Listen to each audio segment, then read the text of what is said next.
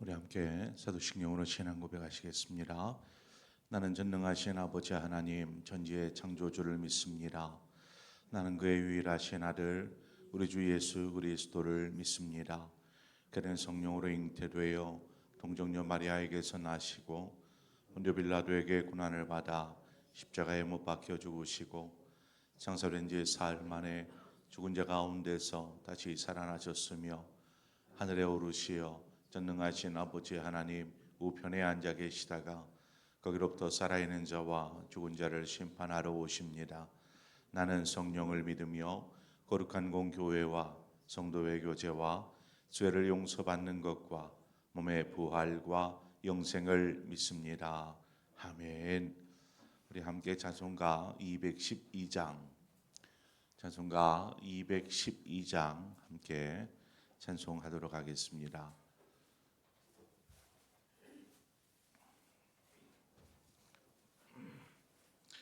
찬송가 212장입니다.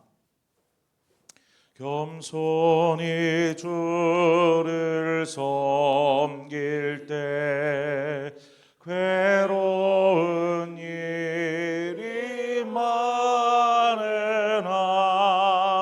구주여 내게 힘주사 잘 감당하게 하소서. 인자 한 마리를 가지고 사람을 감화시키며 갈 길을 잃은 무리를 잘 인도하게 하소서. 구주의 귀한 인내를 깨달아 알게 하시고 굳건한 믿음 주셔서 늘 승리하게 하소서.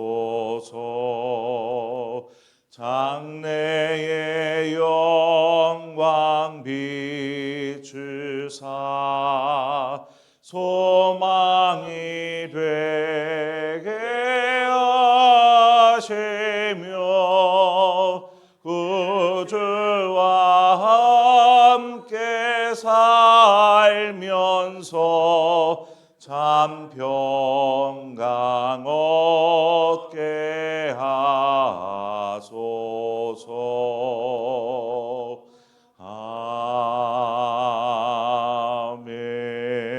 아멘. 오늘부터 욥기의 말씀을 우리 함께 묵상하도록 하겠습니다. 욥기 1장 1절에서 5절의 말씀입니다. 욥기 1장 1절에서 5절의 말씀을 함께 보도록 하겠습니다. 한 절씩 교독해서 보겠습니다. 우스 땅에 욥이라 불리는 사람이 있었는데 그 사람은 온전하고 정직하여 하나님을 경외하며 악에서 떠난 자더라. 그의 소유물은 양이 7,000마리요 낙타가 3,000마리요 소가 500겨리요 암나귀가 500마리이며 종도 많이 있었으니 이 사람 동방 사람 중에 가장 훌륭한 자라.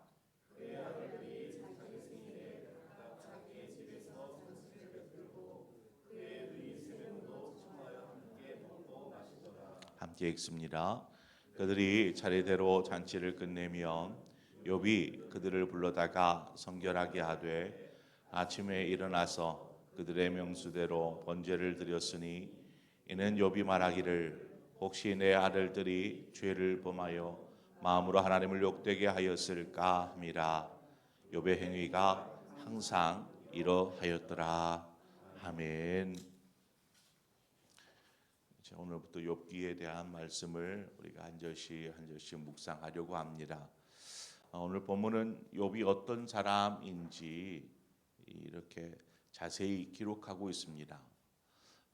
욥은 욥이란 그 이름의 뜻, 그 이름의 뜻은 핍박받는 자, 미움받는 자, 뭐 이런 이름이 뜻입니다. 욥이라는 이름이 핍박과 미움과 이것과 연결이 되어져 있는 그런 의미입니다. 왜 이렇게 부정적인 이름을 지었을까? 그것은 아마도 이후에 있게 될 욥의 고난과 연결되어 있는 것으로 보여집니다. 1절에 보면 욥이란 사람의 그의 인격을 네 가지로 이렇게 설명해 놓고 있습니다. 욥의 인격 구분하여 일하게 하는데 그는 온전한 사람이다라고 말하고 있고, 정직한 사람, 하나님을 경외하는 사람, 악에서 떠난 사람, 이렇게 욥이라는 사람을 이야기하고 있습니다. 우리는 이런 사람을 의인이라고 이렇게 부르지요. 그렇다고 해서 욥이 죄가 없다, 죄가 없는 사람이라고 말할 수는 없는 것입니다. 성경에 보면 모든 사람이 죄를 범하였음에 하나님의 영광에 이르지 못하였더니라고 성경은 말합니다. 모든 사람, 여기에 욥도 예외는 아니지요. 욥도 예외는 아닙니다. 그럼에도 욥의 삶을 이처럼 이야기하고 있는 것은 욥이 하나님의 뜻에 합당한 삶을 살기 위해서 얼마나 힘썼고 애썼는지 이것들을 강조하기 위함인 것이죠. 그가 얼마나 하나님을 경외하며 하나님과 함께하는 삶을 살았는지를 알 수 있습니다.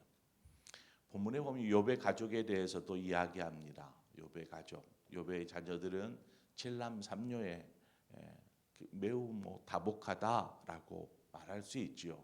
칠남 삼녀면 그런 이런 다복한 가정이었으며, 거기에 더해 그런 참 많은 것들을 소유하고 있는 부자였습니다. 지금까지 욥이라는 사람에 대한 내용들을 함축적으로 이렇게 정리해 놓은 구절이 3절 마지막에 나오는 내용인데, 이 사람은 동방 사람 중에 가장 훌륭한 자, 이렇게 성경에서는 이야기하고 있습니다. 그러니까 동방에 있는 사람들 중에 가장 훌륭한 사람 바로 욥이다, 이렇게 말하고 있는 것이죠.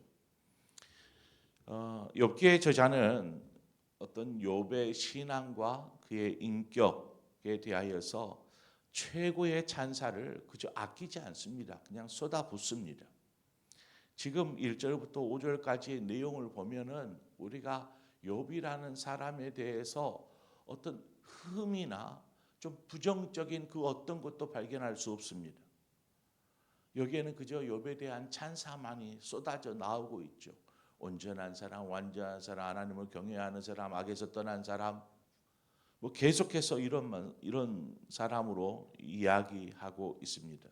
이렇게까지 이야기하고 있는 것은 훌륭한 분명히 삶을 살던 어떤 욥에게 이후에 있게 될 갑자기 찾아온 그 엄청난 고난, 이것과 대조가 되어지는 것이죠. 그래서 욥이 어떻게 이러한 고난 앞에서 이런 사람이 이 고난을 어떻게 받아들일까, 어떻게 생각할까, 이러한 내용으로 이제 이어지게 하기 위함인 것입니다. 욥의 경건함도 다루고 있습니다. 본문을 보면 욥의 경건함, 욥은 자신뿐만 아니라 자신의 자식들이 혹 드러나지 않은 죄를 하나님 앞에 범하여서 하나님의 이름을 욕되게 하지는 않았을까 하는 마음으로 하나님 앞에 아들들을 대신하여서 번제를 이렇게 드렸습니다. 그것도 한 사람 한 사람을 두고 그의 이름을 걸고 하나님 앞에 번제를 드리는 것이죠. 이처럼 욥은 철저하게 하나님을 경외하는 그러한 마음으로 살았던 사람입니다. 본문의 욥을 보면 참 흠결이 없는 완전한 사람, 그런 사람처럼 묘사하고 있는데 어떻게 사람이 이룰 수 있을까? 이렇게 어떻게 살 수 있지? 이런 생각이 들 정도로 욥에 대해서 좀 완벽한 사람처럼 이야기하고 있습니다. 그래서 욥의 1절부터 5절까지의 내용을 이렇게 읽다 보면 저도 이제 이 말씀을 묵상하면서 제 자신이 막 초라해지는 것을 느낍니다. 어떻게 이럴 수 있지라는 생각인 거죠. 욥의 삶은 우리가 분명히 본받아야 할 그런 삶인 것입니다. 어떻게 이제 욥과 같은 신앙과 인격을 겸비할 수 있을까? 우리가 가끔 자신보다 이렇게 나은 신앙인이나 인격의 소유자들을 보면 그 옆에서 이렇게 자기 자신을 이렇게 비교해 볼 때 자신의 부족함도 보게 되니까 자격지심을 갖죠. 그런 사람들을 보면. 그런데 이런 욥과 같은 신앙과 인격은 어떤 가지는 것이 아니라 되어가는 것이다라는 것입니다. 신앙도 가져지는 것이 아니라 그렇게 되어가는 것. 그래서 욥이 태어날 때부터 어떤 좋은 신앙과 인격을 가지고 태어난 것이 결코 아니다라는 것입니다. 그가 계속 자라가는 상황 속에서 이러한 신앙과 인격을 가지게 된 것이죠. 되어간 것입니다. 그래서 지금 이처럼 욥에 대한 그의 신앙과 그의 인격 성품들을 이렇게 찬사를 아끼지 않는 거죠. 분명 살아온 환경, 욥이 어렸을 적부터 살아왔던 그러한 환경도 신앙과 인격 형성에 있어서 굉장히 중요한 요소였고 많은 영향을 끼쳤을 것이라고 봅니다. 그러나 아무리 좋은 환경에서 그가 자라났다 할지라도 스스로 이런 아름다운 신앙, 좋은 인격, 또 정말 부러워할 만한, 존경할 만한 그러한 성품, 이러한 것들을 갖기 위해서 이 욥이 얼마나 스스로 노력하고 힘쓰고 애썼을까? 그런 것들을 생각하지 않는다라면 우리는 어떤 좋은 인격과 신앙을 부러워할 뿐, 그것은 그림의 떡인 것과 같죠. 우리 역시 부단히 이러한 욥과 같은 그런 것들을 닮아가기, 그런 것을 우리도 이렇게 본받아 살아갈 수 있도록 우리 역시 힘쓰고 애써야 한다라는 것입니다. 자, 우리는 욥이 이런 신앙과 인격의 소유한 사람이 되기까지 얼마나 그가 분투하였을까? 정욕과 싸우고 욕심과 싸우고 죄의 유혹과 싸웠을까? 이런 것들을 잘 생각하지 않고 그저 지금 어떻게 보면은 완성되어져 가는 욥의 모습을 보고 부럽다라는 생각만을 하는 것이죠. 그가 이렇게 되기까지, 이렇게 잘 훈련되어진, 그래서 하나님 앞에 아름다운 모습으로 서 있는 이러한 모습이 되기까지 얼마나 많은 그런 삶을 살았겠습니까? 힘겨운 삶을. 우리가 욥과 같은 어떤 그 신앙과 인격을 닮을 수 있기 위해서 무엇이 우리의 삶에 필요할까? 어떻게 하면 오늘 본문에 나오는 욥처럼 그런 삶을 살 수 있을까? 두 가지로 좀 정리를 해보았습니다. 그것은 언제나 하나님과 동행하는 삶을 사는 것입니다. 하나님과의 동행하는 삶. 욥은 그의 삶 속에서 삶을 살아오면서 실수하지 않았을까요? 아니면 욥은 넘어지지 않았을까요? 한 번도? 욥은 한 번도 죄를 짓지 않았을까요? 저는 장담하건대 욥이 수없이 실수했고 넘어졌고 또 죄도 지었을 것이라고 확신합니다. 확신합니다. 그럼에도 욥을 이렇게 오늘 본문처럼 평가하는 것은 그가 어떤 상황에서도 하나님을 기억하면서 하나님과 동행하기를 마다하지 않았다는 것이죠. 늘 하나님을 생각하는 것입니다. 다윗이 위대했던 이유, 여러분 다윗 왕, 이스라엘 백성들에게 있어서 위대한 왕으로서 존경받는 왕으로서 그의 이름이 기억되는 이유가 무엇입니까? 왜 그가 이처럼 위대하다라고 하는 걸까요? 그가 오늘 본문의 욥과 같이 완전한 자였기 때문에 그가 위대한 왕으로 이스라엘 자손들에게 백성들에게 그렇게 기억되어 있습니까? 아닙니다. 다윗이 범죄하였을 때에도 넘어졌을 때에도 그가 자신의 잘못을 깨닫고 돌이켜서 하나님 앞에 섰기 때문에 그를 위대한 왕으로 기억하는 것입니다. 반대로 다윗 앞에 왕이었던 사울을 한번 보십시오. 사울 왕. 사울 왕의 경우는 어떻습니까? 사무엘이 사울이 어떤 잘못한 것들, 그 어긋난 것들을 언급하여 줍니다. 그러면 이제 사울 왕이 알게 되었잖아요. 자신이 잘못한 것이 무엇인지를 이제 인지하게 되었으면 이제 돌이켜야 되는데 사울 왕의 문제는 돌이키지를 않았다라는 것입니다. 오히려 자신이 잘했다라고 생각하는 거 그냥 그 길로 쭉 가는 것이죠. 그것이 하나님이 사울이 아닌 다윗을 선택하게 한 이유였습니다. 하나님은 어떤 완전한 자 이런 사람을 찾는 것이 아니라 전적으로 하나님을 의지하는 자를 찾으시고 그 사람을 통해서 일하십니다. 그래서 우리가 늘 언제나 하나님과 동행하는 삶을 살기 위해서라도 하나님을 의지하고 하나님께 맡기는 삶, 바로 이 삶을 살아야 하는 것이죠.